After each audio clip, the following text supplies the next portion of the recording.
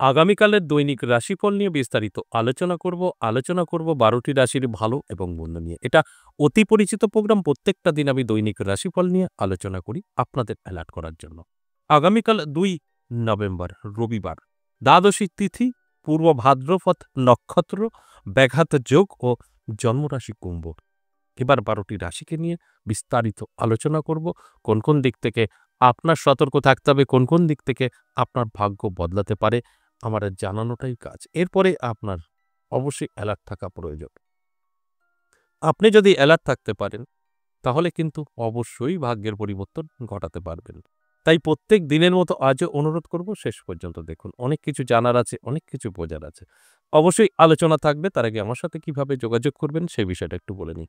নমস্কার, জয় মা কামাখ্যা, জয় মা তারা। যারা ভীষণভাবে বিপদে আছেন, কি করবেন বুঝে উঠতে পারছেন না, নানা দিক থেকে সমস্যায় জর্জরিত, যোগাযোগ করতে পারেন।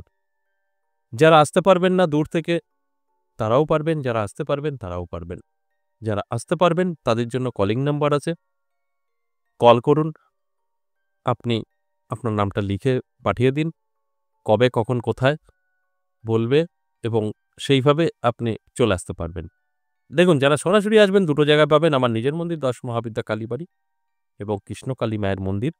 এখানে পাবেন সপ্তাহে ৩ দিন, সোমবার, মঙ্গলবার, বুধবার। আর যারা আসতে পারবেন না তাদের জন্য বলব, হোয়াটসঅ্যাপ নাম্বারে চলে যাবেন। হোয়াটসঅ্যাপ নাম্বারে গিয়ে মেসেজ করবেন বা লিখে বা ভয়েসে, আমি দূর থেকে কথা বলতে চাই বা আমার সম্পর্কে জানতে চাই বা এই কাজ করাতে চাই। আপনার মতো করে আমাদের এখানকার কিছু প্রসেস আপনাকে পাঠানো হবে, কমপ্লিট করবেন। আপনাকে ২৪ ঘন্টার মধ্যে কল করা হবে। যদি কোনো অসুবিধা না থাকে, কোনো প্রোগ্রাম, কোনো তিথি আর যদি থাকে সেরকম কিছু, তাহলে ২-৪ দিন দেরিও হতে পারে। আর যারা সরাসরি আসবেন, নদিয়া আসতে প্রবলেম, তারা তারাপীঠ দেখা করতে পারেন। তারাপীঠ ইংরাজি মাসে শুরু এবং শেষ পেয়ে যাবেন। তাই এই তারাপীঠ এবং নদিয়া, বীরনগর, এই দুটো জায়গায় আপনারা কিন্তু সরাসরি এসে দেখা করতে পারবেন। আপনারা কলিং নাম্বারটা সেভ করে নিন। এ থেকে যে কোনো সমস্যার সমাধান অবশ্যই এখান থেকে আপনারা পেতে পারেন। আর প্রত্যেকটা দিন আমি এই আলোচনাগুলো করি একমাত্র আপনাদের জানানোর জন্য। আপনারা যদি জেনে বুঝে আপনার সমস্যা থেকে বেরিয়ে আসতে পারেন তাহলে এটা একটা অনেক বড় পাওয়া। এবার আসুন আজকের যে আলোচনার বিষয়, দৈনিক রাশিফল, অর্থাৎ মেষ থেকে মিন ১২টি রাশিকে নিয়ে আমি বলব এক এক করে রাশি ধরে ধরে। এর মধ্যে কোনটা আপনার রাশি আপনি জেনে নেবেন এবং যদি ভালো বলি অবশ্যই অ্যালার্ট থাকবেন। যদি আপনার রাশির নেগেটিভ বলি তাহলে অবশ্যই সেটাকে আপনি কন্ট্রোল করতে পারবেন। এটাই হচ্ছে মজা। আমি যদি জানতে পারি আমার খারাপ সময়, আমি সেটাকে আটকাতে পারি। আর আমি যদি জানতে পারি আমার ভালো সময়, সেটাকে অ্যাপ্লাই করতে পারি নিজের জীবনে। এটা কিন্তু সম্ভব। তাই আমি প্রত্যেকটা আলোচনাতেই বলি যে আমার আলোচনা মানেই অ্যালার্ট করা। আপনি যদি অ্যালার্ট থাকতে পারেন তাহলে কিন্তু অবশ্যই আপনার জীবনটাকে সুন্দর করে গুছিয়ে নিতে পারেন। যে কারণে প্রত্যেকটা দিনই এই আলোচনাগুলো করি, শুধু বোঝার স্বার্থে। তবে আসুন এক এক করে সেই রাশিগুলো নিয়ে বলি। মেষ থেকে মিন ১২টি রাশির কোন কোন দিক থেকে ভালো, কোন কোন দিক থেকে খারাপ, সবটাই কিন্তু আমি বোঝানোর চেষ্টা করব। প্রথমেই আমি মেষ রাশির কথা বলবো। মেষ রাশির জাতক জাতিকাদের যথেষ্ট ভালো সময় থাকবে। এই ভালো সময়টা অবশ্যই আপনার জীবন বদলে দিতে পারে। নানা দিক থেকে আপনার জীবনে কিন্তু সুযোগ আসতে পারে এবং আটকে থাকা কাজ ক্লিয়ার হতে পারে। এর জন্য অবশ্যই অ্যালার্ট থাকা প্রয়োজন আছে। এরপর ২ নাম্বার বৃষরাশি। বৃষরাশির জাতক জাতিকাদেরও কিন্তু যথেষ্ট শুভ সময় থাকবে। নানা দিক থেকে সুযোগ আসবে। তবে অবশ্যই আগামীকাল আপনার কাছের কেউ আপনাকে কষ্ট দিতে পারে। সেটা হতে পারে সন্তান, স্ত্রী, মা-বাবা, ভাই-বোন। অন্যান্য দিক থেকে কিন্তু যথেষ্ট বৃষরাশির জাতক জাতিকাদের ভালো থাকাই সম্ভাবনা আছে। এরপর মিথুন রাশি। মিথুন রাশির জাতক জাতিকাদের যথেষ্ট শুভ সময় থাকবে। নানাভাবে কিন্তু প্রাপ্তি ঘটতে পারে। কারণ আপনার সময়টা অতি শুভ। রাহু এবং শনি আপনার হঠাৎ আর্থিক উন্নতি করিয়ে দিতে পারে। এর জন্য আপনাকে অবশ্যই অ্যালার্ট থাকতে হবে, চোখ কান খোলা রাখতে হবে। তবেই কিন্তু আমার এই আলোচনা আপনি মিলিয়ে নিতে পারবেন। তাছাড়া আমি বলব আপনার হয়ে যাবে তা কিন্তু না। অ্যালার্ট থাকুন, চোখ কান খোলা রাখুন। এরপর কর্কট রাশি। কর্কট রাশির জাতক জাতিকাদেরও কিন্তু যথেষ্ট ভালো সময় থাকবে। আর্থিক উন্নতি হবে, নতুন বন্ধু এবং বান্ধবীর সঙ্গে পরিচয় ঘটতে পারে, ব্যবসা ভালো চলবে। অর্থাৎ সব মিলিয়ে যদি বলি, সময়টা আপনার শুভই থাকবে। এর জন্য অ্যালার্ট থাকুন, চোখ কান খোলা রাখুন। দেখবেন আমি যে কথাগুলো বলছি, আপনি কিন্তু সবটাই মিলিয়ে নিতে পারবেন। কারণ সময়টা আপনার জন্য অতি শুভ। এবং সিংহ রাশির ক্ষেত্রে বলব, সাবধান থাকুন। আপনার সময়টা কিন্তু খুব একটা ভালো নয়। হঠাৎ করে আপনার ক্ষতির সম্ভাবনা দেখা যেতে পারে। তাই অ্যালার্ট থাকাটা অবশ্যই জরুরি। অ্যালার্ট থাকুন, চোখ কান খোলা রাখুন। তাহলে কিন্তু অনেকটা সেফ থাকতে পারবেন। তা না হলে কিছু সমস্যা আপনার তৈরি হতে পারে। আমি আপনাদের অ্যালার্ট করার জন্যই এই আলোচনাগুলো করি। অ্যালার্ট থাকলে আপনি সেফ থাকবেন। আপনার খারাপ বলছি, খারাপটা আটকাতে পারবেন। এরপর কন্যা রাশি। কন্যা রাশির জাতক জাতিকাদের কিন্তু দারুণ সময়, প্রাপ্তির যোগ তৈরি হয়েছে। নানাভাবে অর্থ এসে ধরা দিতে পারে। তাই আর্থিক দিক থেকে আপনার কিন্তু অবশ্যই ভাগ্য ভালোই হবে।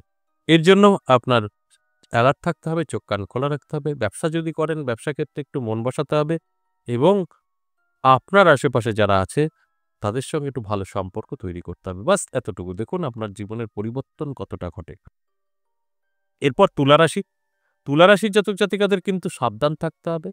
তুলা রাশির জাতক জাতিকাদের স্বাস্থ্য সাথ দেবে না। তুলা রাশির জাতক জাতিকাদের বাড়িতে পারিবারিক অশান্তির সম্ভাবনা, এগুলো কিন্তু লক্ষ্য করা যাবে। এর জন্যও আপনাকে অ্যালার্ট থাকতে হবে। আমি আগেই বলেছি, আমরা যদি জানতে পারি আমাদের খারাপ কিছু আছে, সেটা আটকাতে পারি। তাই আপনি অ্যালার্ট থাকলে এটাকে আটকাতে পারবেন। এটা সম্ভব।